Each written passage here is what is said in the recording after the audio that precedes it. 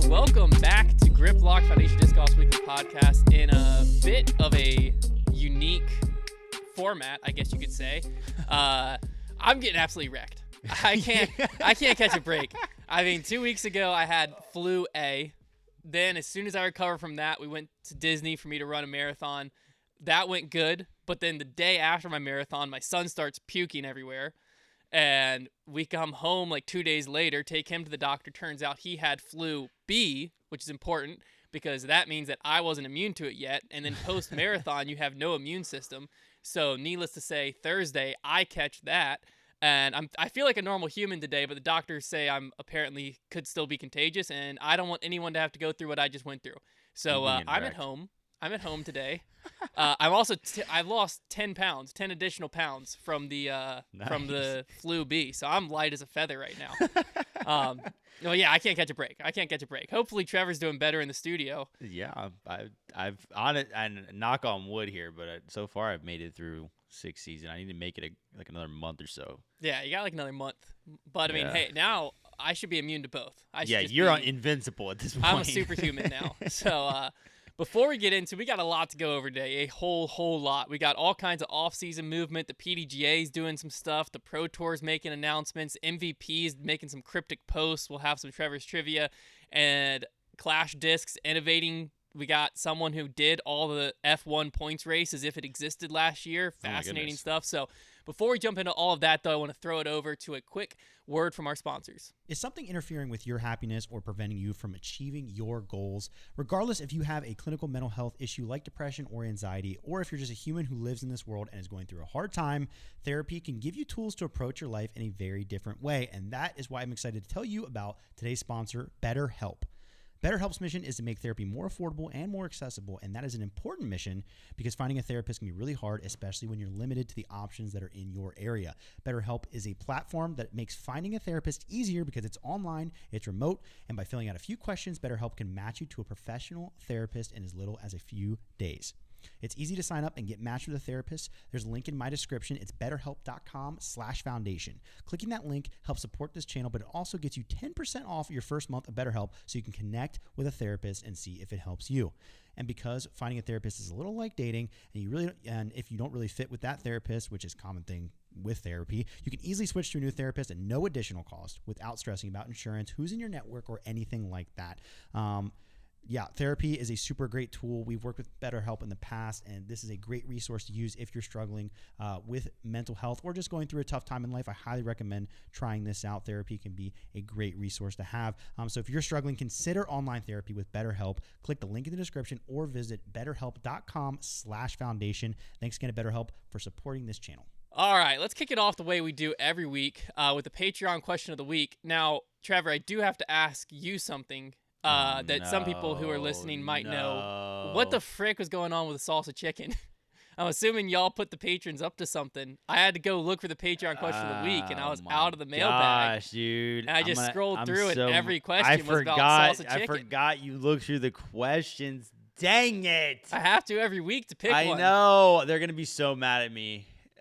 So a week ago, I don't remember how it started, but Connor and I were the only ones on doing it. Is when you were in Disney, I guess, and we somehow got on the topic, and I was like, guys, wouldn't it be really funny if we made like every question about Hunter's salsa chicken recipe, and like it started subtle, and it got to the point where he was like, okay, what's going on? Like see how long it took you to like realize there was a bit happening, and some people got so creative with it, Esteban wrote like an entire book to somehow finish it with like a salsa chicken question. It's hilarious. And I told them all last week, I was like, just copy and paste them to next week, but I'm going to have to warn them. I'm going to have to tell them that it's I went on there to look for a Patreon question of the week, and every single one I'd read, I'd be like, did like they put them up to something? This is the shortest mailbag ever. Did you at least get a kick out of it?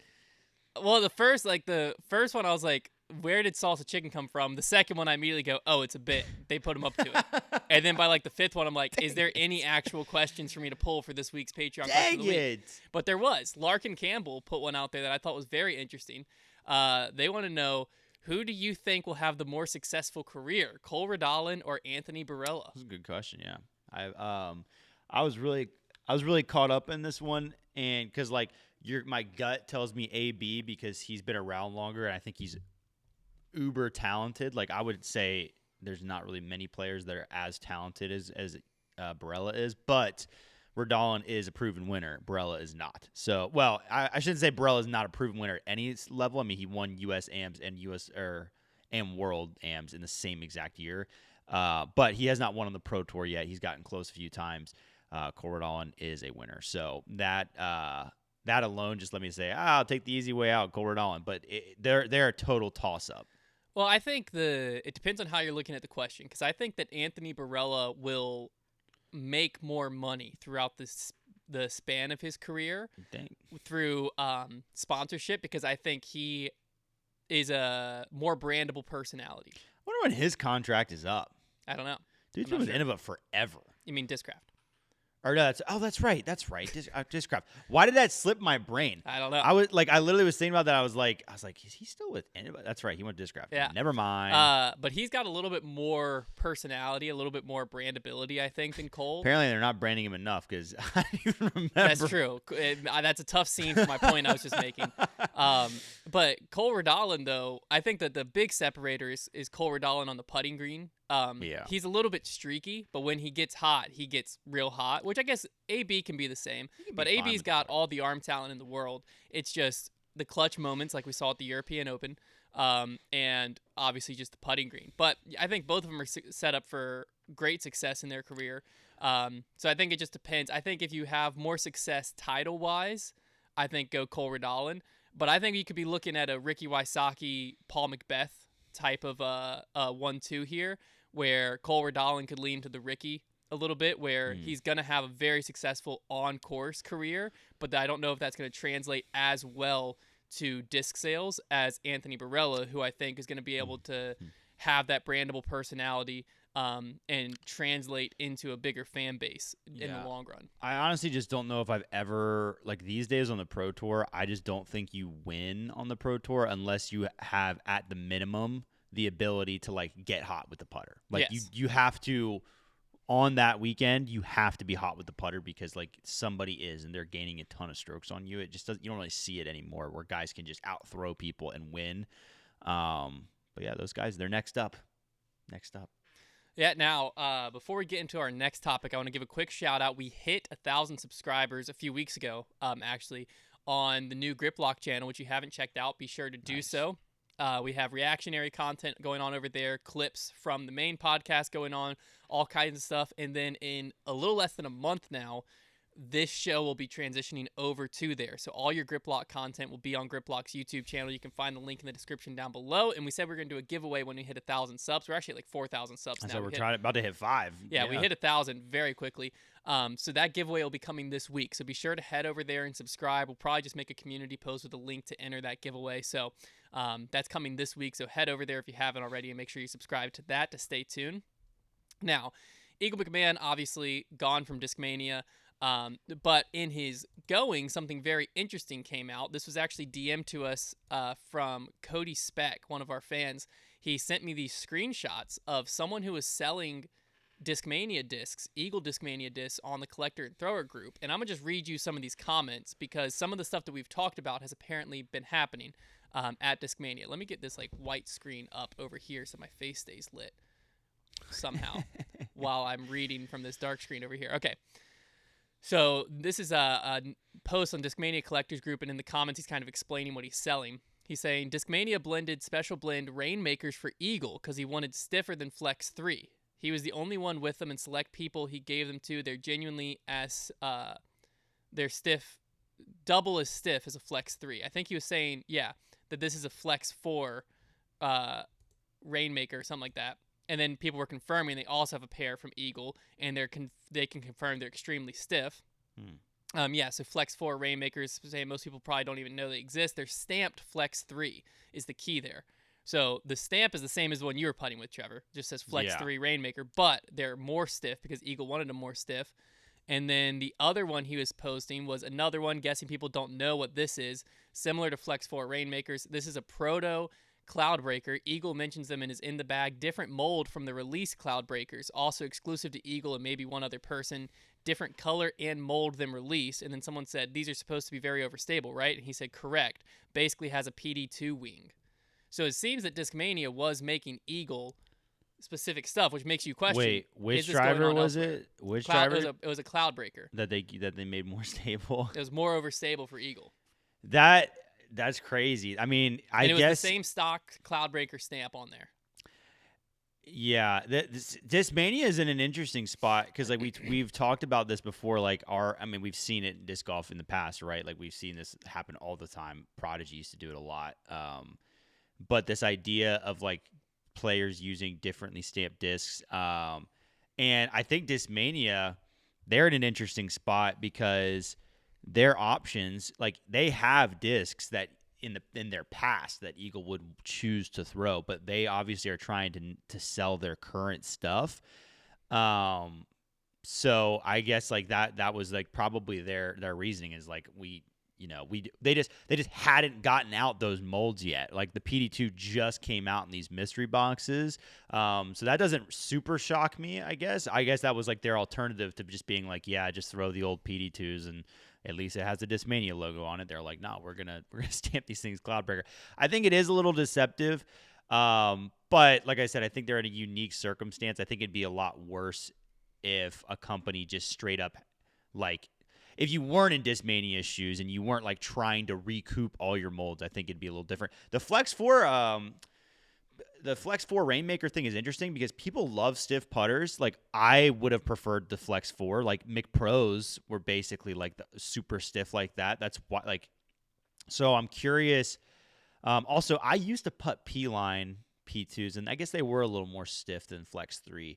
So I'm just wondering, like, did they I think they released the Flex 3 first, so maybe they released them. We're like, we just don't want to get, like, we want to work on the softer blends. Like, we don't want to, or maybe it was just harder for them to do the stiffest plastic. But that one's curious to me. It's like, why didn't we just make them? Yeah, well, the interesting thing to me, though, is, like, if this post hadn't happened and hadn't got traction necessarily, people still would have no clue because it was just it wasn't even the PD2. Like it was just a Cloudbreaker that they allegedly have a PD2 wing on, maybe, or some modded. That somehow, which it makes you question, is it even legal if that's the case? That's a good point. I think it was more so it was released. Eagle was the only one that had it in this colorway, and we know Discmania and their colors. I'm assuming it was more so that color. However, they had to run the machine to get that color, made the Cloudbreaker that much more overstable. Yeah. But it makes you question, like, if this was going on for Eagle and, like, no one knew this was going on for Eagle, we just assumed he's putting, like, his putters say Flex 3. I mean, it could be going on for other people. Maybe not to the extent of, like we had talked about, stamping Paul's Forces as Zeus's.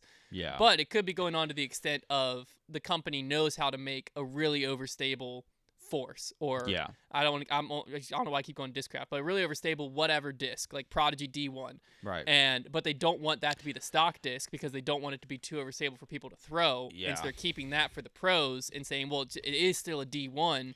We're just making it way more overstable, but we don't want that to be the stock run because your average player wouldn't be able to throw this. So y'all just throw it. Well, the funny thing is in disc golf too is like, because discs are so inconsistent, even if a company like Discraft, like let's use the Forces as an example again, like even if they aren't making particular forces for players, those players still have access to thousands of forces and they can sift through and find the most overstable ones. So there's always going to be a discrepancy there. I'll also mention that if Discmania is trying to keep this under wraps for like Gannon Burr, they didn't do a great job because he commented, I saw in somebody's post, saying that he's going to be allowed to throw the old stuff. I did see that as well. They're not going to be covering that up. Yeah. Well, Gannon loves old stuff. So Gannon's bag's probably, if it's anything like his Prodigy bag, I mean, it's just going to be all Innova-made Discmania. If you're Discmania, I feel like in my head, that would have been like rule numero uno is you got to throw our new stuff. Yeah. Although I did see they already released like a Gannon Burr stamped. I saw a picture of it on Twitter, like a Gannon Burr stamped Link, I think is what he's going to end up putting with. We haven't even talked about Gannon's move. We'll talk about that in a second. That makes sense. But because I was curious, the P2 is so far from a PA3. I was like, well, what is this guy going to end up putting with? But let's talk about some other offseason moves super quick, and then we'll get into the Gannon one. I don't know how many of these y'all covered last week, so I'm going to just read from ones Okay. I know I haven't talked about because I don't think we'll stop on any of these. I'm going to just read up to current. There's not that many. Aiden Scott signed an extension with Prodigy. We had Tristan Tanner sign a deal with DGA. Ali Smith signed with ThoughtSpace. Silva Saarinen and Paul Kranz both signed with MVP. The MVP fans are really excited about both of those signings. And then we saw Hannah Wynn and Chris Clemens sign with Discraft, which confirms that RV spotting from earlier in the year. Shocker. Chris Clemens at Discraft. So, and then the final one that was just announced, Gannon Burr has officially signed a 3-year deal with Discmania. What are your initial thoughts on this move here? I think that the first thing that popped in my head was, okay, not surprised. So far in this offseason, things have kind of happened as expected. Ever since the lawsuit last year, everybody's kind of first thought was Discmania were probably the ones trying to get him out of that. We still don't know that for sure, but this definitely heightens that theory. They lost Simon, cap space. They lost Eagle now, more cap space. And of course they got to pay Kyle. They're trying to build a young roster, but this was like the move they had to make. Basically, it's like you have a chance to replace your young player who's going to be able to influence a little bit and kind of revive that brand. So they really needed this. I'm not surprised. I think it's a good fit. I think he's going to love throwing Discmania. I imagine somebody who grew up in the game at the time Gannon did. Discmania is just a really fun company to want to play for. Like I think a lot of guys that play disc golf, even in my era, like would have loved to play on Team Discmania. Like it's just a cool team. Eagle and Simon really made it look like an awesome place to play. And my biggest question is definitely what could the money be? 3-year deal. That doesn't surprise me, but I think that the 3-year deal is really interesting here because you wonder whose side is that. Who wanted the 3-year deal, right? Is that Discmania saying we don't want to commit to more than 3 years, or is that Gannon saying I don't want to commit to more than 3 years? Because I would bet that the numbers of this deal will not come out unless I'm sure they'll eventually leak through the cracks. Like I'll probably hear about it or something and not be able to talk about it. But I would be surprised if he's making more than like $150K a year. Like I think the numbers have come down in disc golf recently. I'm sure he's getting paid well, but I'm sure it's nothing crazy. And so it could be Discmania being like, we're not going to commit to more than 3 years because it's financial burden on us. Or more likely, it's probably Gannon Burr saying, I'll do 3 years because it'll lock me in for a little bit, but like I want to make sure I can get my value after this deal. Like I'm going to bet on disc golf a little bit. Yeah, it is an interesting. I don't know. He's so young. I never thought the year was like a weird number. We've just seen a lot of big year deals thrown around lately. But I think the big years have been like, I mean, realistically, what's the only really big one is Paul with the 10-year. Other than that, Simon 10 years. And Simon's was 10 too. And then we saw Ricky 4, Ricky was Kona 4, Ricky and Kristen Kona 4. We saw a lot of 4s. A lot of 4s. A 4-year deal, I think, makes sense because you can get to that like 4-year 500,000, 4-year $1 million. Like I think Dickerson's was, if I'm not mistaken. Yeah. I think KJ might have been 4 as well. KJ was 4. I don't know if we ever heard his details, but from what I understood, it was a very well-paying contract. But with such a young player, like a lot of those players are all established. You know what you're getting. Like you have the brand already built. You have like all of this with it. Gannon still has a lot of question marks. Like, yeah, all signs point to him being incredible, him being the face of the sport 10 years from now. Like all signs point to that, but it could all fall apart just as quickly as it came together. Nothing is guaranteed in this sport. So the 3-year deal, I didn't find that because I think it benefits both sides. I think if you're Gannon, I don't want a super long deal because you're right. What if the sport takes off again and people are signing million-a-year deals left and right and I'm the next one owed that? I don't want to be in the midst of a 10-year deal till I'm 28 and then my second chance passes me by. And if you're Discmania, you don't want to put all your eggs into one basket and lock someone up for a 10-year deal when they're proven on tour, yes, but they're still very young and like there's still a lot of questions future-wise just based on time of like you're not signing a Paul Macbeth who when they walk in they already have 4 or 5 world titles and you basically just need their name to stay relevant to move plastic. You're signing someone who you need their name to continue to get more relevant to move the type of plastic you need them to move. So the 3-year deal, I think, made sense for both people. I thought it was kind of a good year amount. The question around the money is definitely a big one, because I would agree. I don't think this is a 3-year, $3 million deal. I don't think this is a 3-year, $1 million deal. I think the highest I could see this being is a 3-year, $500,000 deal, but I don't even think it's that. I would say this is probably like a 3-year, maybe $350,000 deal, somewhere in that range, maybe 400, somewhere in there. I think he's getting paid very well, and I think that he'll have chances with, signature discs and who knows, all kinds of other stuff to make a lot more money. But I definitely think from what I've been hearing this offseason that the markets come back down to reality.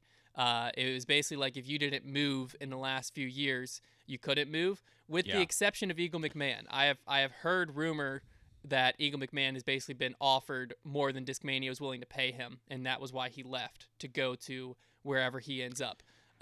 Most likely MVP, but people are still swearing up one tree and down another. It's Innova. If anybody has cash to splash at this point, it would be MVP. You would think. They've had a very good few years here, but they do have a lot of money tied up in that new warehouse that they've been building. Now, with all of the Gannon announcement, the tagline they used for announcing Gannon was "The future is here." They kind of used this everywhere, and as I was watching it, it made me go, do they not still have Kyle Klein on their roster? And so I went and looked at it. And Kyle Klein, man. Of course, I sent a tweet out, and I said, in all this Gannon chaos, people seem to be forgetting that Discmania still has Kyle Klein. Has to be weird for the reigning U.S. champion to see all this, quote-unquote, the future is here, about another player being added to the team he is already on. It seemed like a lot of people were agreeing with that, but then you had a bunch of people who were like, I don't even understand how they were saying that I was stretching things and I was looking into it too much. Because to me, it's like you got a 21-year-old U.S. champion. Is he only 21? He might be turning 22. No, we've done this rodeo before. He's older than that. No, I promise you, Kyle Klein is young. I think he's 23 or maybe 24. No, he's not that old. We've done this. We've done this dance. Okay, he was 15 in 2017. He was 19 in 2021. So he's turning 22. He's turning 22 this year. Okay, yeah. So he is young then. Yeah. So he's like young. 21, maybe 22. Okay, yeah. Reigning U.S. champion. Future is there, man. That is the future. The future's been there. Yeah. The future has been there. The future didn't just arrive. He's not marketable. Some people were saying, "Oh, it's probably like the future's here. Like it includes Kyle Klein."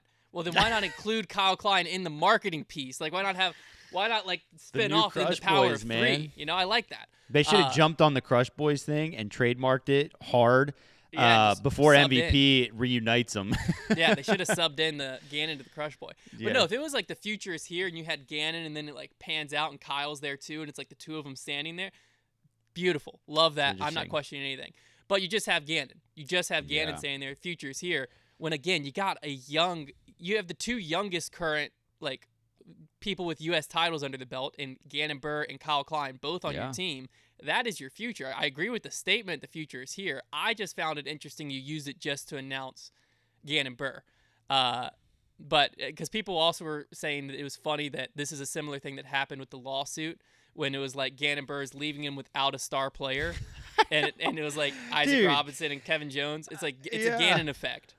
Dude, yeah, I know. He just takes – I mean, it's like Jason Tatum in the NBA when everybody just said he was 19 for like it seemed like 3 years.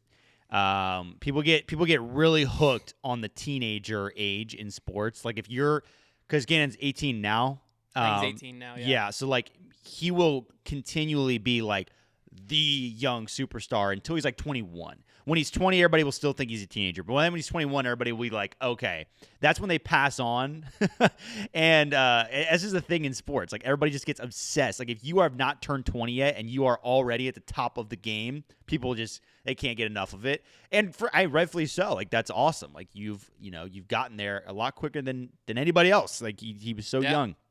But it is really funny. Kyle Klein, man, chip on his shoulder. Chip on his shoulder. And someone else commented and was like, Kyle Klein's such a humble guy. I guarantee 100% this didn't bother him. And I was like, even You if he's can't guarantee it 100%. being a humble guy basically just means he's not going to go out and say it bothered him, even if it did bother him, because he's going to be like, well, that's probably not how they meant it. He's going to give him the benefit of the doubt, but it can't feel good to sit there. No, yeah. I Well, wouldn't it depends on what Kyle's getting paid, right? Because if That's Kyle true.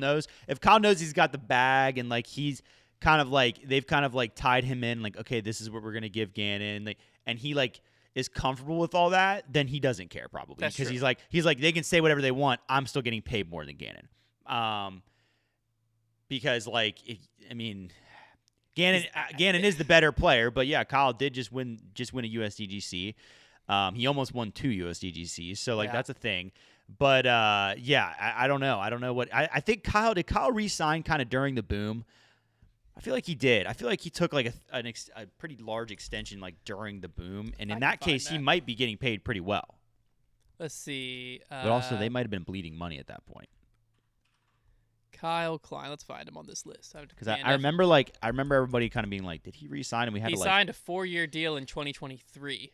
So kind of at the end. Yeah.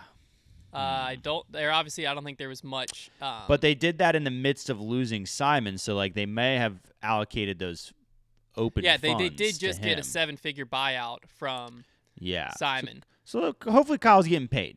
Yeah, I would hope so, because I think at that time Kyle and Eagle were kind of like, okay, these are our guys. Remember, they even started putting Kyle into the Crush Boy stuff for a little bit there. They did. So I think they definitely, and they probably internally still view Kyle as the guy. I think it was a very honest mistake where they just got excited. We're signing an 18-year-old superstar, and it feels like, hey, the old guard's out. Eagle and Simon are out. The future's here. The future's coming in. We got Gannon coming. I think that was the thought process behind it. It's just when that's your marketing and you just have Gannon with the futures here, and it's like Kyle like sitting on the bench kicking his feet like, hey guys, over here. If we have learned anything about disc golf free agency, it is that you need to make your money on that player in the first year.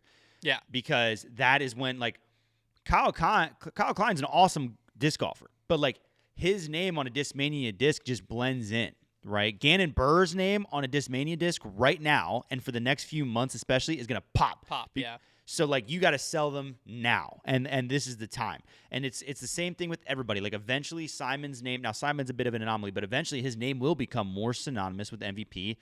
But when at the very beginning, that was like we were looking at an alien creature seeing his name on Gyro, like it popped. So that is the name of the game. So you kind of have to put your chips in when you sign a new player and be like, all right, we're gonna go all in on this guy, make all of our money. And some guys like Kyle Klein, they don't arrive at their company via a huge signing, so it just doesn't happen as much that way. It's a weird part of our sport, because it's true in most I think it's true in most other sports as well. It's just the nature of our sport where we're not a team sport, but we treat off-season movement like a team sport in a lot of ways, and that's directly tied to the money in the sport. Where you're worth so much more if you move. It's true. Like if you stay at a company long enough to be synonymous and then you move, you're worth probably 2 or 3x. Because like Gannon and Burr staying at Prodigy would have moved probably half as much plastic as going to Discmania, and so he is worth so much more. The same thing with Eagle McMahon going to MVP, Simon. When Paul went from Innova to Discraft, I mean, it broke everything. Like you're worth so much more when you move. And like in other sports, like Tiger Woods leaving Nike, obviously, I think he's starting his own TW brand, if I read that right. Like that's obviously going to be huge. It's going to be very big. But like that's the closest thing we have is like when players move like a apparel sponsor, but it doesn't change still the same, because it's not like if I'm a Tiger Woods fan, yeah, I might slowly start to buy pieces of Tiger Woods clothes, but it's not like I'm no longer wearing any Nike. Whereas in disc golf, like when Paul went from Innova to Discraft, people were changing their entire just like bag. selling their bags, everything.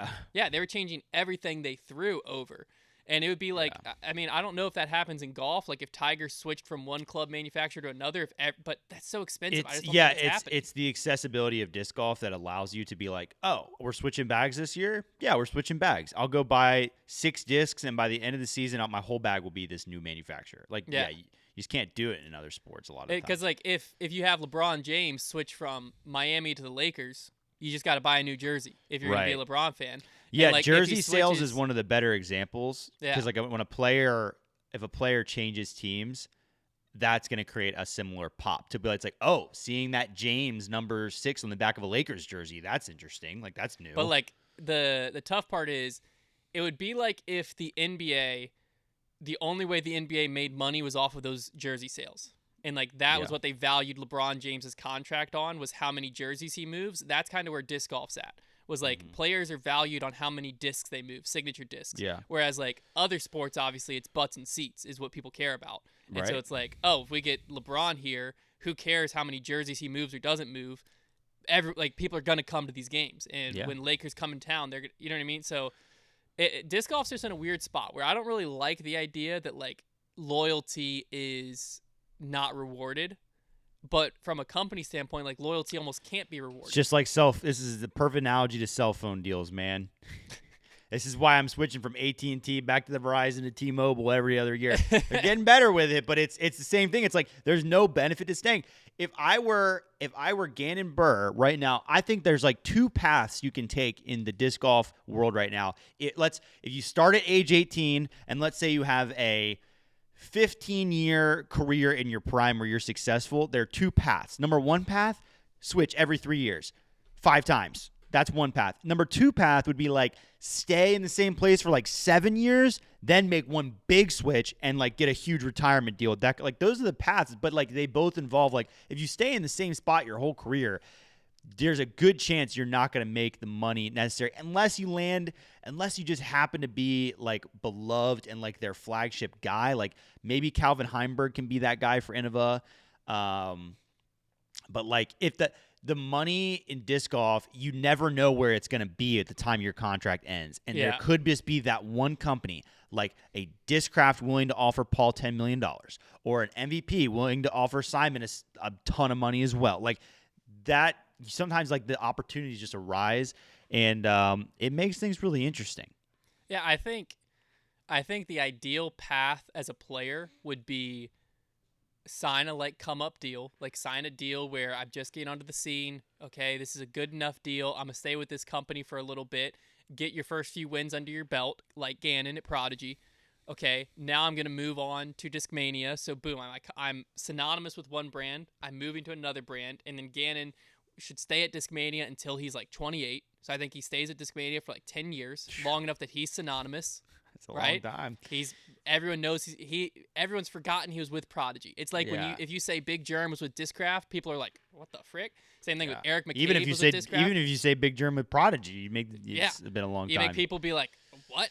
That's what you need to happen, and then you move one more time. And you sign your retirement deal. I think that's how you milk this cow for all it's worth. Is you become synonymous with 2 or 3 brands, and that's how you do it. I'm gonna be interested to see, like when going back to the Kyle and Gannon thing. I'll just be interested to see like they've given Kyle a good bit of like signature discs, and like one thing that Discmania does a lot with all their pros is they'll chuck them signature discs. It seems. Yeah. I'm gonna be curious to see what they do for Gannon. Like, do they go as far as giving him a disc like this is a Gannon mold, or do they just kind of go the same route? Do they give him the PD2? You know, we haven't really seen. They gave Paul the P2 back in the day. They had Paul's name on the P2. Did they have Avery's name on something? But we didn't ever really see like Simon and Eagle have a true signature mold, right? Well, they kind of just switched away from that. I think they just made a brand change where they were like, hey, instead of just putting a signature on these discs, let's just run these like characterized discs. And to be fair, and they're usually like special blends as well. And like $45. And oh man, I'll never forget College Nationals 2017. Can't wait to buy a Crescent Falcon, man. I'm so excited about this MD4. Walk up there, those things were like 35 beans a piece. I was like, I'm not buying a single one of these. Yeah, it's an interesting one where that seems to be a very easy thing that people like players want, other companies like all do, you know? Yeah. And Discmania I don't think ever really has. Like I said, they had Paul's name on the P2, and that's the only one I remember was the S-Line P2 and Paul, and that was about it.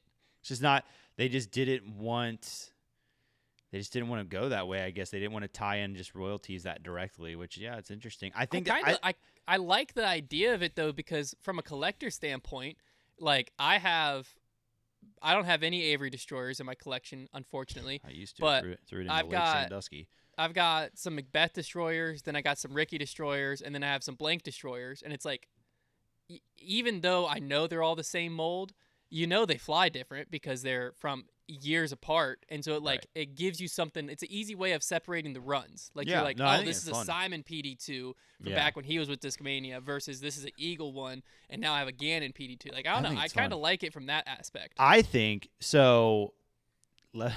This is a little bit more out there, but like kind of along the lines of separating the years or the runs, because like I think that is cool that you can identify things. So Titleist, they obviously make the Pro V1 like the #1 golf ball in golf, and they change their stamping every year.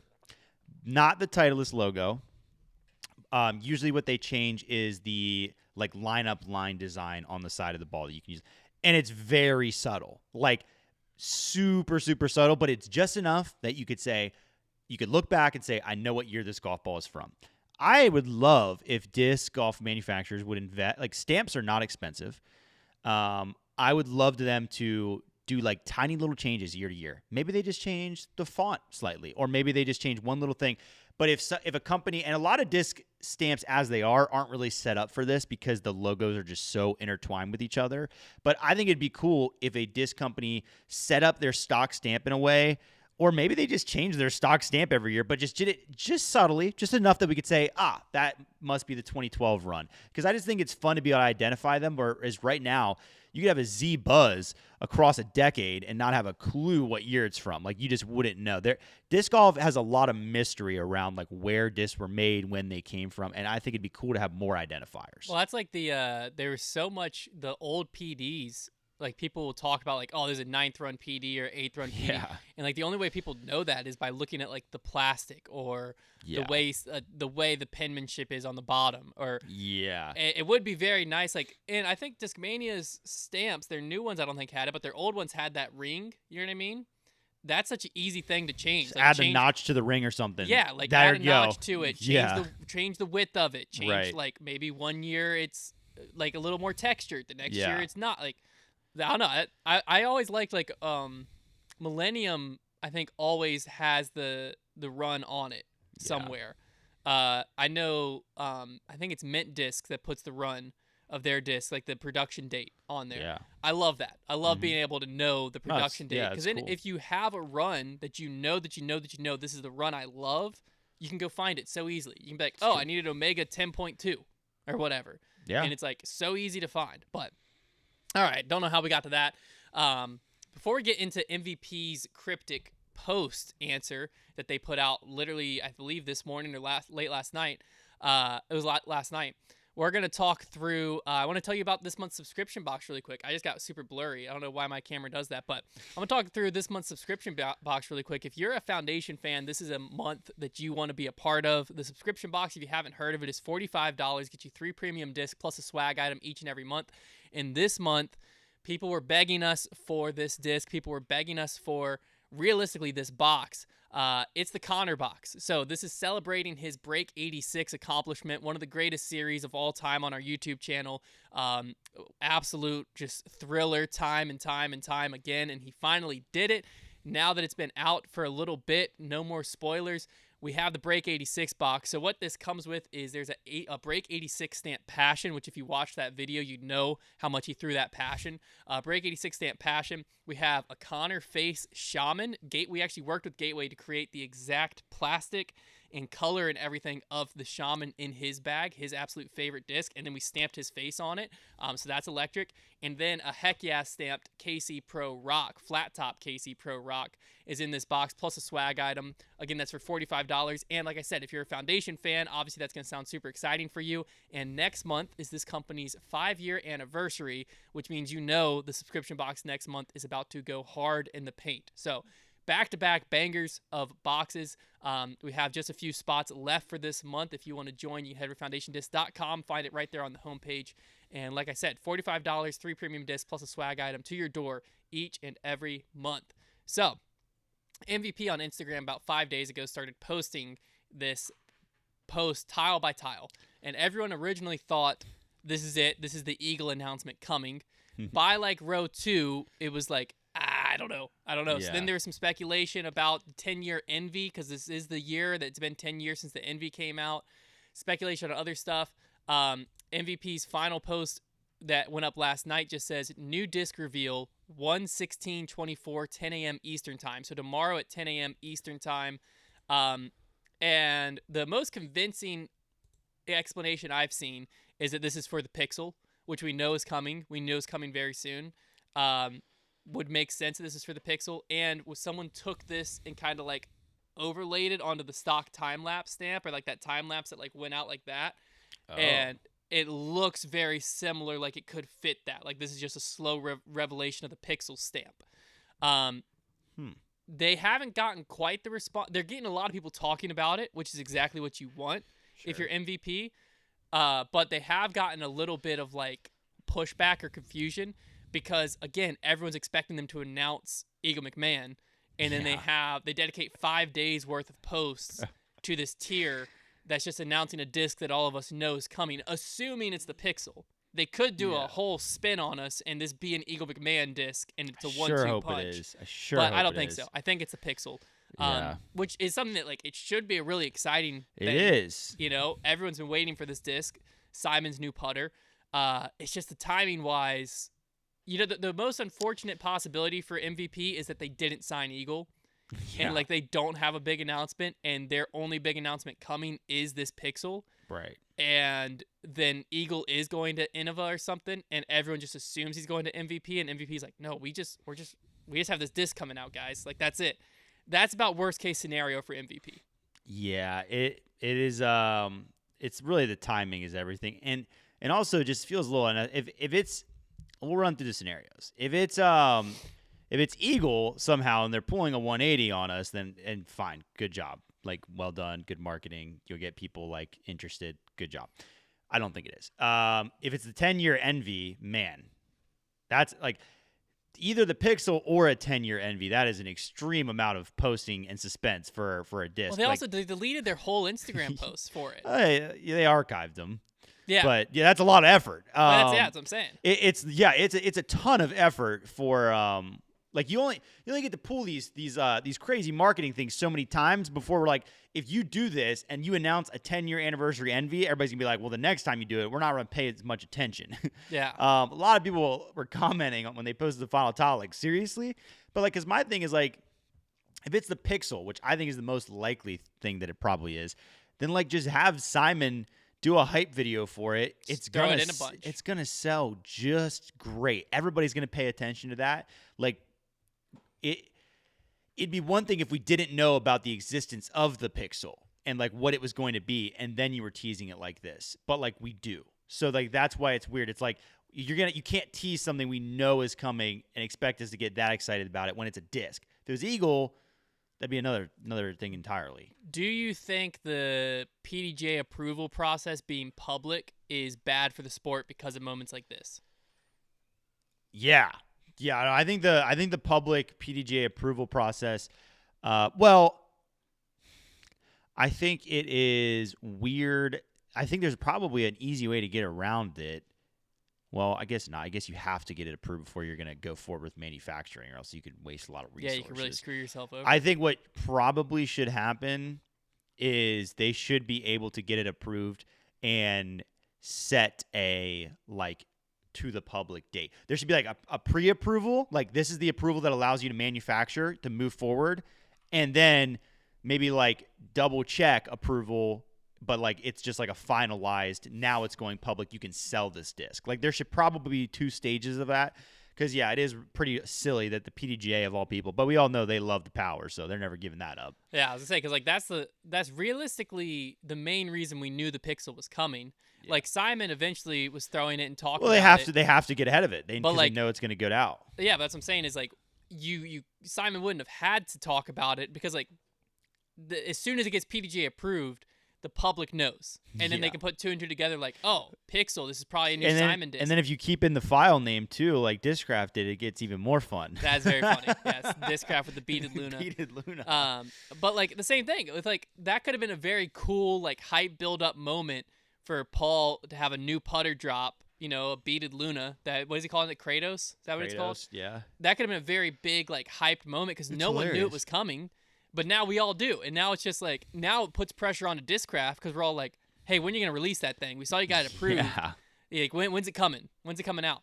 And they're like getting it approved, and then they have to like do all the production and get all the marketing together. And it might be, I mean, MVP's got stuff approved years ago that we haven't seen, and Sure. so it's like I don't know. This was the one where the first time I really thought of it, I was like, do we really want the PDGA approval like as a fan, absolutely, because you get to find out about stuff way before you're supposed to. But like as a company, that's got to be so demoralizing for your whole fan base to know like a disc exists, Pretty know silly. all of. They can see pictures and dimensions to basically know exactly how it's gonna fly too, and like everything before it ever even you ever get the chance to market it. The PDGA approval process is dumb to begin with because what you are. The requirements are super loose. I mean, look at some of the discs that get PDGA approved, and B, like, it's not that like. I just feel like it's so silly that these manufacturers have to get permission from the PDGA of all people. Like, this rule never even gets enforced on the course. You hardly ever see a disc that actually, to an advantage, violates PDGA conformities. It's ridiculous that they have to get permission from this company and then have it made public before they are allowed to create it. There should just be standards. Like, okay, these are the rules, and then as long as you're meeting the rules, you can make your disc. Like, and then if people want to get called on it during a tournament, that's on you. But like, the Discraft should just know, and they do know, like, okay, the disc can be this wide, that, and then they should just be able to do it. Like, the PDGA, it's stupid. It is. Yeah, well, then I think the PDGA should just go into these factories and just do random checks. Yeah. Throughout the year of just like grab 10 stock of grab whatever's coming off the production line, check the stiffness, check all of that stuff, and be Or like, just- all right, we're good to go. Yeah, if you do random checks at the factories and you do random checks listen, there's a reason that random drug testing exists. It's not because they think they're just going to, well, first of all, it's not random. Yeah. That's for sure. But it's not, the idea isn't we're going to catch everybody. The idea is we're going to instill a fear into these players that they could get randomly checked. So that's what you do is you do a few random checks at manufacturers or just do random checks at tournaments. Hey, can we look at your bag? We're going to check your disc, make sure they conform to PDGA rules. Now, every player realizes I could get checked. I'm going to pay attention now. I'm going to make sure all my discs are marked and that they are conforming to PDGA. Like, that's all it would take is a couple checks during the season for players to be like, that's on my radar. Yeah. And problem solved. Yeah, fully agree. But it'll be interesting to find out tomorrow. Also, it's not obvious, Eagle hasn't announced as of the recording of this podcast. If he announces within time, we'll cut something in. Yeah, we're going to time travel. And so there might just be a random cut at some point that just throws in an Eagle McMahon announcement. But if not, then just stay tuned to our Grip Lock channel, and as soon as an announcement happens, we'll get a reaction video up so that you know. Yeah, better get my notifications our on for initial MVP. thoughts. Most likely, I think he's going to MVP, but Innova seems to be the other one that people are throwing around out there. I would be very surprised if it wasn't MVP. Final thing before we get into Trevor's trivia, we have this Disc Golf Pro Tour announcement on their registration schedule, which is basically their once the designated tour card registration period ends, the Pro Tour will initiate a standard registration process for all events based on PDGA rating tiers. So this is kind of how they're still filling events, it seems. So you'll have the tour card people be able to register, it seems. They also just published down below, I'll read in a second, the 2025 tour card qualifications. So basically, tour card people will register, and then it'll be like a tiered registration. Yeah. So not a huge storyline, but basically for 2024, tier 1 is 1010 and up for MPO, 930 and up for FPO, which this is the first time I feel like I've seen, I could just be forgetting, but I've seen above 1,000 for that top tier, which, you know. I think before it was just 1,000. Yeah, I think 1010 is the new 1,000. I think we might have to make some merch Inflation. out of that. Yeah. And then tier 2 is 990 and up, and FPOs 900 and up. Tier 3s 970 and up. FPOs 870. Tier 4s 935 and up. FPOs 825. So the biggest question, the biggest question with the tiers is not what are the tiers, but it is how many players exist at each tier, because that's going to determine like how many tour card holders are there, and then how many people are there above 1010, because even with this tiered system, it might never make it to tier 2 at certain events. And Which, like that could I think that's the goal, to be honest with you. For sure. The goal is obviously not really get much more than like 5 players past tier 2. Yeah, no, I think the goal would be all our tour card players sign up, and then we've got a handful of people from tier 1, and then that's that. Like that makes sense to me. Because that would be a very strong field if like everyone's a tour card player or is basically 1,000 rated and up. That would be a very strong field. Be great. That is going to be very regional. You know, when the tour goes to some areas, that will be true. When the tour goes to other areas, you're going to have 935 rated players getting in. And that's just the nature of the sport. I think that the way the Pro Tour is currently doing it is about the best that you can do. Those West Coast events, man, they're gonna be scary. The West Coast and when players go to Europe are the two where who knows what's going to end up happening. The 2025 Tour Card qualification information is now available. The initial details include this. So first will be 2024 Disc Golf Pro Tour World Standings, which they now have World Standings, which include the Europe Standings. They also have Europe Standings, I believe. Tour cards will be awarded based on the Pro Tour point standings, now referred to as DGPT World Standings. 2024 Europe points will be number 2, so top performers in the standalone Europe Tour will also receive 2025 tour cards. Individual event performances, as done in the past, top performers at 2024 events will be awarded 2025 tour cards. Limited exemptions, which is a select number of exemptions, will be granted at the end of the 2024 season. Applications will open at the end of the season, so people will be able to apply for some type of exemption, probably like injury, stuff like that. If you had something that stopped you from getting qualified in 1, 2, or 3. And then number 5, 2024 DGPT Qualifying Series, the Q Series. This is the new event series separate from the regular tour that will offer 2025 tour cards to top performers. The Q Series schedule and further details will be released prior to the start of the season. We got to try to get into a Q Series event. From the Q Series, but that's their next thing. So that's kind of how people earn tour cards, and then also the little tiered registration. So we're getting very close to the start of the season. We're about a month out. If there's a Q Series event near us, we might have to play a match and lose our caddies for the other one at the Q. Hey, I'm in. I think that's electric. We were trying to find an A tier. We can just find. We got Q one, series. But if there's a Q Series, that's taking priority. The Q Series is probably an A tier. Are they going to film the Q Series? Surely. Dude. Someone will. Get us on a feature. Get us on a feature card to the Q Series event, man. We'll make it happen. We'll make it happen. We'll film the Q Series event. So funny. That's hilarious. My goodness. All right, let's throw it over to fan favorite segment, Trevor's Trivia. What do you got today? Here's the thing. It's been the off season for so long. I don't even remember anything about the rules of disc golf, who disc golfers are anymore. We got like a month left, and I'm dying for some frisbee.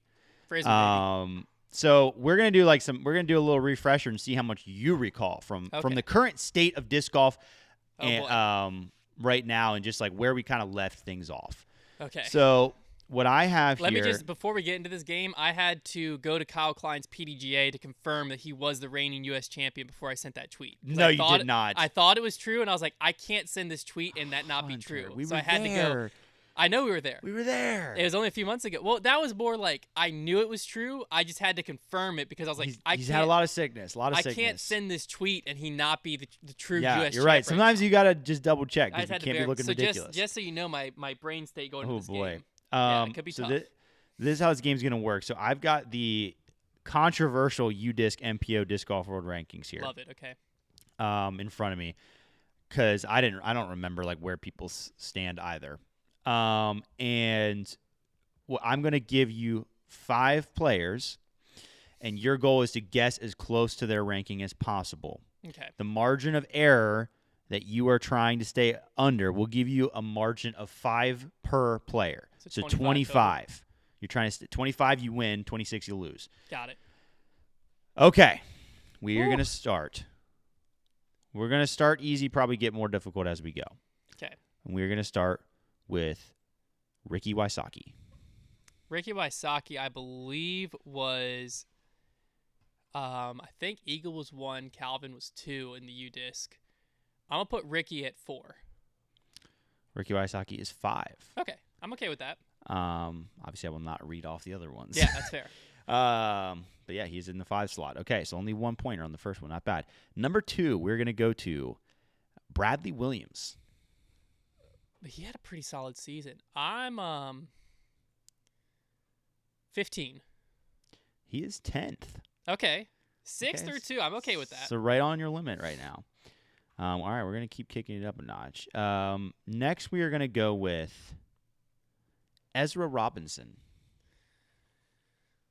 He had a sneaky good finish to his season, I believe. Give me 20th. Wow. He's at 19th. All right. All right, these last 2 are going to be difficult. Okay. We gotta give you a challenge. Next, we are going to go with Emerson Keith. That is tough. That is tough. He had a win back in the day. He did a while ago. Did not have that great of a season post-win. Give me 35th. 41st. Okay, I'm okay it's with really that. solid. Yeah, you're I'm locked okay with in. that. Okay, last. So how many am I at right now? That's 13, I think, so far. Yeah, you're pretty comfy right now. So I have to get within 12 on this one. Yeah. Oh, that could be tough. Last, we are going with Drew Gibson. He didn't play, but the UDisc loves when people don't play. UDisc loves when people don't play. 27th. 38th. Oh, by 1. Yeah. I did it by 1. Wow, that was close. Oh, Wow. that was pretty good. Yeah, the Drew Gibson, UDisc loves when people don't play. I know. They don't bump people down. He's I the didn't know trap what was going to card. happen with that. He could have been in the top 10 for all I knew. Yeah. Wow, that's pretty good. All right, Hunter's got a grasp. He hasn't completely lost I haven't lost touch on the season. I haven't lost touch. Who is the 1 through 4? Eagle. It's let me just Is it double check Isaac? this again. Eagle, So you have Simon Calvin? and Paul, and Eagle and Gannon or Kyle. Kyle, I think. Let me check. Simon and Paul? But yeah, Paul sits in the 3 spot right Paul now. Macbeth? Yeah, Paul Macbeth, not Paul Oman. Oh, I guess because he didn't play the second half of the season, so he got that win. Why can I not find the rankings? He got What's that happening? win and then disappeared. So I guess again, UDisc loves when people don't play. Why? Oh, okay. There's UDisc Live. Why is UDisc Live not its own app, I don't. or at least a bigger part? Okay, UDisc rant. I love UDisc. I'm not trying to be that guy, but number one, if you're gonna double our price to $30 for the year, that's already crazy. Then at least give us a better UDisc Live interface for the phone. Okay, it's hard to do a lot of the stat finding and stuff like that on the phone. It's not a perfect system. It's basically a web browser that you're opening up. So I want a native UDisc Live app, or even better, just make it flow with the app better. And I want social aspect to UDisc. I want it to be like He wants Strava. that. I already want it asked to the be like guy. Strava. I made the guy who made UDisc. He said he's never going to do it. But that would be so pumped. great because like Strava, you post and then like He's not a punk. He's a nice guy. imagine you finish your round and then your buddies can all Yeah. like comment on your round and I like know. give you kudos. Like that'd be electric. It would be electric. I want that. You know what? UDisc, you've been warned. I might do it. Whoa! It's been Eagle, Calvin. It's Eagle, Calvin, Paul, Simon, Ricky, and then Kyle, Gannon after that, then Isaac after that. Okay. I wanted to give kudos to the PDGA on this next one because Let's go, huh? they made this announcement that realistically they didn't need to make. Okay. But they did it in the name of full transparency because they could tell like, hey, let's get ahead of it for once and not let people like show people full transparency why we made the decision we made. They did put their financials out? No. This is about they had to make an event insurance change. And so they wrote up this whole article basically on why they ended up going with Ledgestone Insurance, which obviously people would say conflict of interest with Nate Heinold, all of that stuff. Okay, guys. And so they Why did we go with Ledgestone Insurance? Because Nate Heinold is an insurance salesman and he works very close with us and he sold us insurance. There's a few key points here that I wanted to bring up. They better be really good. I mean, are. I don't care, to be clear, They are. but Because again, as a tournament director, it seems like on my end, nothing's going to change. So realistically, did they even need to do this? No. But I want to give kudos to PDGA. They did. They did this whole write-up on basically what was happening. So in late into this last year, PDGA received word that their event insurance wasn't going to renew. So they began looking for other options. Basically, the only policy they found, not with Heinold, was $470,000 through this non-admitted carrier. I don't know what that means. And less access to technology than they previously had, and an A- rated carrier, which would have been a fine carrier. So they brought that to Heinold because he's on the PDGA staff, on the board of director, and he was like, I'll be honest with you, we can get this way better. And so they went through Heinold, $205,000. So they saved, PDGA saved $200-some thousand dollars going through, got better access technology, all of this stuff. And people were basically saying, hey, they wanted to address a conflict of interest in this situation, would have personal interest to gain. So Nate stood to receive a commission in excess of $15,000 for brokering this deal. Makes sense. He's an insurance agent. So to ensure the complete absence of any appearance of improper whatever, Nate declined the commission so that he would solely act as a volunteer board member to basically talk to PDGA through this, and not as an insurance agent who's standing to make $15,000. So like I said, he declined the commission, and we gave him a $10,000 bonus for saving us $200,000. No, it did not. Like, yeah, right, bro. Nothing like that's in there. I don't believe. Yeah, I bet it's not. I don't believe this for a second. It says he acted solely as a volunteer board member. I'm trying to give PDGA kudos because they wrote up this whole article. They didn't have to write this. It's like when you hit your brother and you run to your mom to be like, hey, by the way, like I did, like you're just getting ahead of it. But I don't believe for 1 millisecond. And listen, I've never been a guy who like cares about the conflict of interest thing that much. Like whatever, like he's in a position, he's leveraging that position. It's a win-win. Like I don't think the PDGA is like getting like robbed like with this insurance policy. So like I'm not mad about it. I just think it's funny because it's like, imagine the smile that crossed Nate Heinold's face when it comes across his desk that the PDGA is shopping for a 6-figure insurance policy. Like, I mean, it's like the greatest day of his life. He turned down his commission. Yeah, and he saved the company that he's helping run $200,000. I bet there's something in it for him. If nothing else, some votes, man. You have no way to know that. If nothing in it, some votes, man. They're corrupt. You don't know. Right now, you don't know any of what you're saying. Nate Heinold's he's a genius. Okay, well, Trevor isn't on the same page as me. I thought this was a good step towards transparency for the PDGA because typically stuff like this would happen, and then we would find out because imagine the flip side of the coin where the How would PDGA, we have found out? I'm actually someone curious. would have found out. I don't know. Whistleblower. Reddit post, tweet, someone. Ricky's caddy.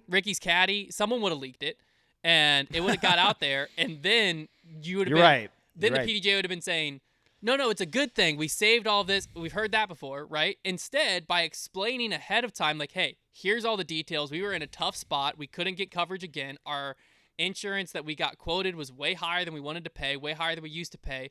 We went to the board of directors. Nate's on the board. He has a ton of insurance experience. He was able to find us a deal that saved us $265,000 with the same coverage we were getting before. And not only that, he declined to accept his commission to ensure that there was no conflict of interest. Here's all the details. Do with it what you want. I think that's how this organization should be operating. I like that. Right.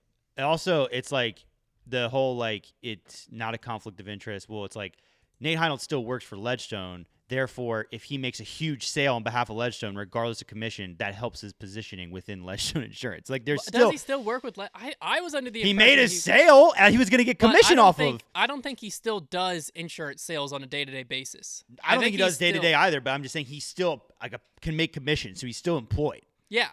So listen, and like I said, I'm not really that mad about it. Like, I think that like if Nate Heinold is a resource in that company, then yes, you probably could get a better deal with somebody that you know and that cares about the organization versus just somebody who's an insurance company. So like whatever. All I'm saying is like let's not try to act like we're not all scratching each other's backs. That's what we do in this world. I do think, of course, yes, it would have been a lot more. There would have been like some actual outrage if this hadn't come out until like later down the line. People definitely would have been like, what the heck? So yeah, I think it's probably a smart play on their behalf. And to be fair, it's a PDGA article, so if it weren't for this podcast or other podcasts and media, people wouldn't even know about it probably. Yeah. So yeah, I don't really have a problem with it. I just think it is really funny to me that they were like really trying to get this one sealed up, and probably Nate Heinold himself was probably the one who was like, guys, he's like, I can't believe this amazing deal has fallen into my lap, but like we need to make sure this doesn't make me look bad again. Like because like people got on his back about the Worlds thing, and like I never took issue with that either. There was just not enough Worlds bids. Like that's what that came down to, and I believe that this one, it's just one of those things that if you are in the organization, it's probably not that deep, but it just looks hilarious. And so, yeah, he's probably like, guys, like we've got to like get ahead of this one because I can't have this coming back at me again. I don't know. That's funny. That is really funny. The other thing the PDGA announced this past week was you had the executive director, Joe Shargaloff, retiring at the end of 2023. I've met Joe a few times. Never heard that name before. He was the executive director for a long time. I think it was, I want to say Worlds 2018 was the first time I met him. When it was Doug's replacing? IDGC, I think is when I met. I think that was when he first started. He replaced, I believe, Brian Graham back then. And historian. He retired at the end of this year, and they began to seek candidates. And the next chapter, the new executive director of the PDGA is Doug Bierkes, a name that you might remember or know if you've been in the disc golf world for a while. He's been with Dynamic Discs for a while. Paige Shu's father, Paige Bierkes. And yeah, he is now the executive director of the PDGA. I like Doug. So I think that's a good move. I think we need to keep tabs. Who's the guy that just retired? Shargaloff, Joe Shargaloff. How old's Joe? He was already a retired military man. Oh, okay. So he's got military pension going on. I say we need to. I would say we need to keep tabs. He's not super old. I'll say that. I was gonna say before. I was like, we need to keep tabs on this Joe guy. Is he playing golf in Florida? Like, what's that 401k at PDGA doing? Did Heinold negotiate that too? I want to know. But if he's got military pension too, and you know what, he served the country, so I don't really care how much PDGA money he got. Yeah, I believe he was a former military man when I met him, and I mean, to be honest with you, I don't think that it's coincidence that it came at the end of the 2023 year that the PDGA had. I feel like that was a very stressful year, lawsuit-wise and everything. Out of here. And it was probably like if you were in a financial position to retire, I could see that being the year that you're like, hey, I'll be straight with you. This is it. I'm not doing this. I signed up for frisbee golf. I signed up to try to just grow the sport, push the pro scene forward, and this is not. I didn't sign up for this. I know. I could definitely see that. I know that's how a lot of people working in disc golf probably felt this year, being like, "What happened to growing the sport? Holy cow!" Yeah. I could definitely see that being the reason why. But I'm very excited about this move. I really like Doug. He has a lot of experience and every time I've met him has been very, very professional guy on all fronts. He has a lot of experience within disc golf. I don't know too much about his experience outside of disc golf. But, I think he's been in the sport a long, long time, and I know he has the sport's best interest in mind. So it'll be exciting to see what happens. We got to talk about a huge departure in the disc golf world. Danny Lindahl. Did you have it in your notes? I didn't. No. Oh, disrespect. Danny Lindahl, He's man. gone. He's gone. Moved to Kansas State. He's gonna be filming videography of wildlife or something at Kansas State. Makes me sad, dude. And listen, last time I called out Jeremy Rusko on this podcast, he threw it back in my face because apparently he was listening. So if you are listening again, Jeremy, what are you doing? You can't. He's the one. He's gonna be the one that got away. I know you're not really in charge of anything either anymore. I don't think. But he's the one that got away. You should have paid him the big bucks. He's moving closer to family, it sounded like. Yeah, it was a big thing. Well, yeah, I mean, I agree. But listen, here's my conspiracy theory. Okay. Okay. I think that they have to move Kona into more of a media role. Okay. And I think also that contract just hurts them deeply. And this is not Kona slander, guys. I'm not going to be slandering Kona. They signed her. It's not her fault. But I just don't think there was room in the budget for Danny. And that doesn't mean necessarily they were like, we can't pay you anymore, but it might mean like, hey, I really want to raise this year. Sorry, Danny. Like, it's just not in the cards. And then he was like, I can't turn down this other job that opened up. So when you say a media role, you think Kona's like working a desk job? She's supposed to make a return at U.S. Women's. I don't know about all that, but it might just be like, okay, you're now going to be in charge of more of the media stuff, and we might have you film more type videos that Danny Lindahl was while you're out on the road, like Physics of Flight Volume 2. Anybody? Hashtag, can we get hashtag we miss Danny, or bring back, or justice for Danny Lindahl, or what do we need to get something trending on Twitter. I mean, Danny was obviously a great person. He's Love a great him. guy for the sport. I think he still said he was going to go back to making stuff like on his channel in his free time as he has free time. But some of it, like, yeah, the Lone Star departures with Josh Hofstra, there was that didn't smell right. You know what I mean? There was a lot going on around that. This one smells okay to me. I don't see a ton. Okay. I don't see a ton going on with dynamic that's like super controversial. Everyone's leaving. This is just, and they I just know they got a post. lot of money tied up in players. They do. But you know, I that doesn't mean a disc golf job's never going to pay what a non-disc golf job can pay. Like, if you're a social media manager for Innova, obviously you could walk down the street in frickin' LA and go make probably 3 times as much as a social media manager somewhere else. It's true. And there comes a point in people's lives when, like, Danny Lindahl, if he's like, man, if I go to Kansas State, I'll be maybe within 30 minutes of family and I can make more money. Maybe he's at a point where he's ready to, like, settle down and get married, and he's like, make a business decision. I don't want to raise a family in Emporia. Those free biofusion enforcers weren't getting it done anymore. Yeah, you know, the salary of 15 biofusion enforcers a month just wasn't doing it. You know, that doesn't pay rent closer to family. So who knows? But I'm excited for him. You know, it seemed like it was a good move for him, but it does suck for the sport and for dynamic discs. We lost to a great have him stepping away. So it does suck, but you know, he's moving on, bigger and better things. I wanted to highlight this as we get close to wrapping up the show. I saw it this morning. Have you seen this? Clash Discs' new tone technology. No. Okay, so Clash Is Discs this has to do with that Sounds of Disc Golf thing? I don't think so. Did I just make a light bulb click? Maybe, though. But they just posted this video on their Instagram that didn't really explain anything. So I went to their website to get the explanation. So Tone is basically a brand new development in plastic form. So Tone, the bottom of the rim is made of stiffer plastic, which makes the disc very torque resistant, and then the top of the disc is very grippy premium plastic mixture, which guarantees the best possible feel when throwing in any condition.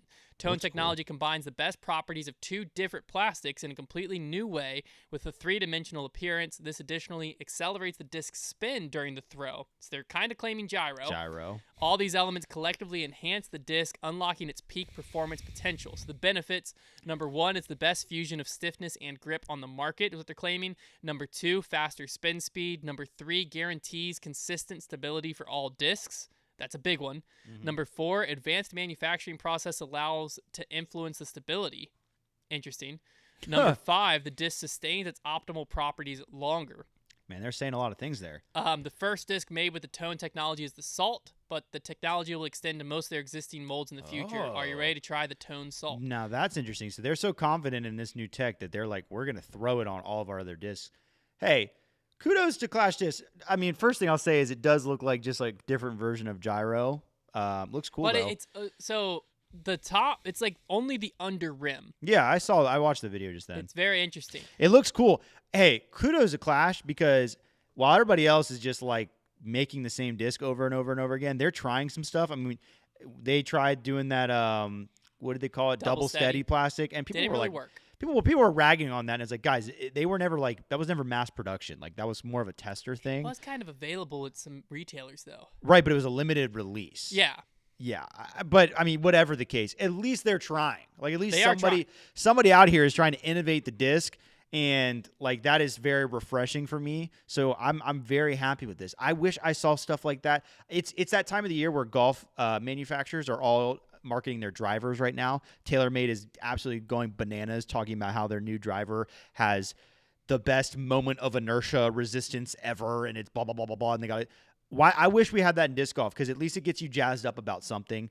And I think disc manufacturers, I don't think they understand just how powerful it would be if like they did something like this every year. Like they came out with something, whether it's a new plastic or whatever, and they marketed it like this is the newest, latest, greatest thing.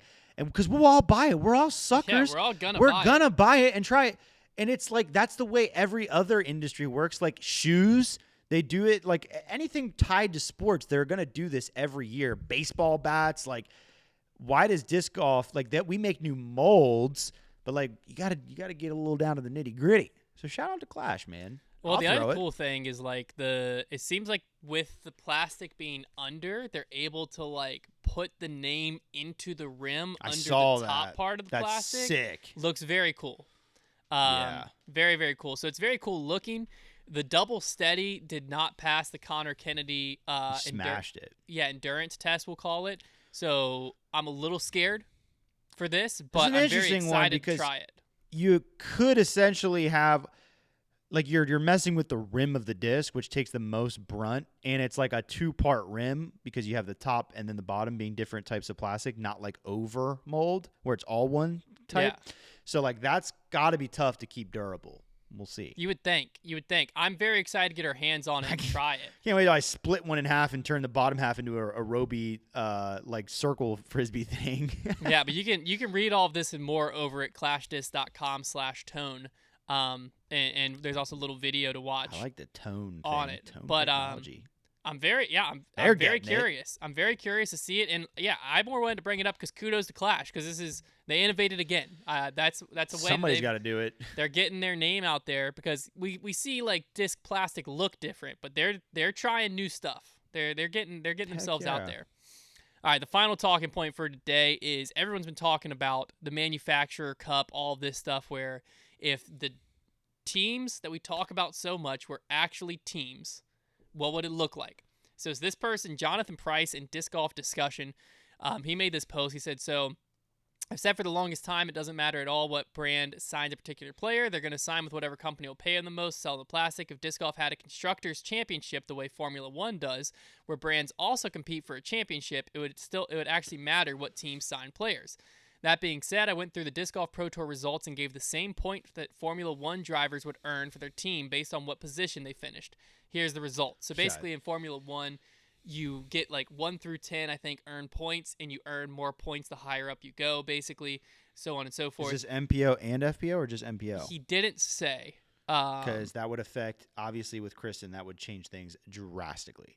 Based on the list I'm looking at, I'm going to say only MPO. Probably. Because Latitude would be probably 1 or 2 if it were. I'm going to just, you know what? Because you haven't seen this list, right? No. So I'm going to just have you guess who is number 1, do you think, points-wise? So basically, if a player that played for this manufacturer finished in the top 10, they earned the team points. Yeah. And then the higher they finish, the more points they earn. The problem is some teams have more players than other, but like the one that pops in my head immediately is Prodigy. Prodigy number 1? Yeah. That is right. So Prodigy has Ezra, Gannon, and Isaac. 510 points, which puts them 75 clear of which team do you think's in number 2? This is definitely between, it's definitely between Discraft and Innova. Discraft is so deep, but like their MPO team didn't win a ton. Coriolis won a major though. Gossage was pretty good. Oh man, this is really tough. I'm gonna, because like Innova, other than Calvin, I'm gonna say Discraft. Discraft's correct at 435 points. All right. Number 3 with 344 points is Innova. That's correct. Trevor, Okay. You're on fire. All right, let's just see how far down you can go. Number 4. Probably about here. This team has 321 points. So also had a decent amount of points. Okay. So you could have Discmania because Eagle and Discmania. Discmania, that is Yeah, right. had to be. Next Kyle one and- down is 121 points behind Discmania now we at get 200. Now we have a drop off. This is where I mean MVP is like they have 2 guys. Dynamic has Rick. Didn't have like an insane season.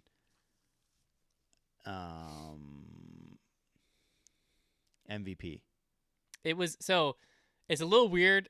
I'm not going to dock you any points because they put Trilogy, but then they also line itemed out Latitude 64 at the bottom. So I'm imagining that's just Dynamic Discs, but they might have put Dynamic and West Side together, which would have got that Matty O win in. So that's ridiculous. Little unfortunate there. The That's next one down ridiculous. is MVP though at 141. So Well, it we sounds got like to I give was- you some I credit there was because robbed. I think they merged Ricky and Mattio's season basically, which is unfortunate. Yeah, for you. why did we do that?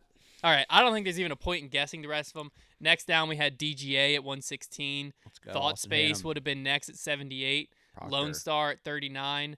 Infinite at 23, and then Latitude 64 at 4. But yeah, what is a very interesting list there.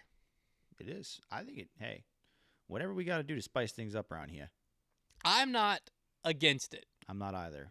As I long think as it'd be it's not a specific event tied to it, as long as it's just like a passive thing that happens that we can talk about, sure. And the manufacturers will care about it, but the players won't really. But like, what their players are just going to do their normal thing.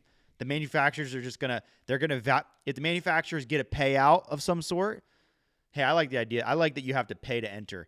Every manufacturer they put in $500,000. Winner takes all. the only thing that gets weird in Formula 1, but I don't think this could happen in disc golf. But or maybe it could. I don't know. In Formula 1, you'll sometimes have like if you have a player because you get more bonuses if a player like wins the championship, the driver's championship or whatever. They'll ask guys to throw. They'll ask guys to like let their teammate pass Yeah. and stuff, or like to hold your position so you can drift behind them. And then once you're done drafting, like, all right, now let them go and like slingshot. So like they'll ask one player to sacrifice their performance for the benefit of the team. Oh, I don't know if that could happen in disc I'd golf. love it. But I don't think I'd like that. I don't think I'd like if you had Corey Ellis. You got Kyle Klein. Kyle Klein has to lay up 3 times for the future. Yeah, like Kyle Klein. Kyle Klein has a putt for the win at USDGC, and they're like, hey, but if Gannon gets this, we can get like 3 times more Yeah. points. So, Kyle, we're going to need you to lay up so that Gannon can take the win. I wouldn't like that aspect of Great stories, though. Great it. Would stories. be great stories. But I don't mind because it would make the team aspect be more interesting. Sure would. And I don't know. I'm not completely against it. I We mean, like we've even interesting seen golf things. try to go into a team thing with Liv. It hasn't fully true. worked out, but there's obviously some What do you mean? reason. They got a sick buyout, man. Yeah, well, apparently Nike is making. Did you see this? Nike allegedly signed Brooks Koepka's team and is trying to replace Tiger with Brooks. There you go. Who knows? Maybe Liv's the future. Could be. But I'm not fully against it. I think it could be interesting. I think it'd be fun to keep up with throughout the season. I don't know if we're the show to do it because that seems like a lot. But if someone wants to do it and send it to us, we'll talk about it. Yeah. Why not? It's a good time. All right, well, that wraps up this week of Grip Locked. You, by listening to this, either are still in the dark with us where Eagle landed, or we cut something in, and you now know as well as us where Eagle went. But as of 9:15 this morning, Eagle McMahon has not landed anywhere. So that's that. We will talk to you again, though, next week. Don't forget to head over to the Grip Locked YouTube channel and enter the giveaway there, and also stay tuned to that channel for all the announcements that are inevitably coming this week. We'll get you immediate reactions going down over there, and we'll talk to you again next week.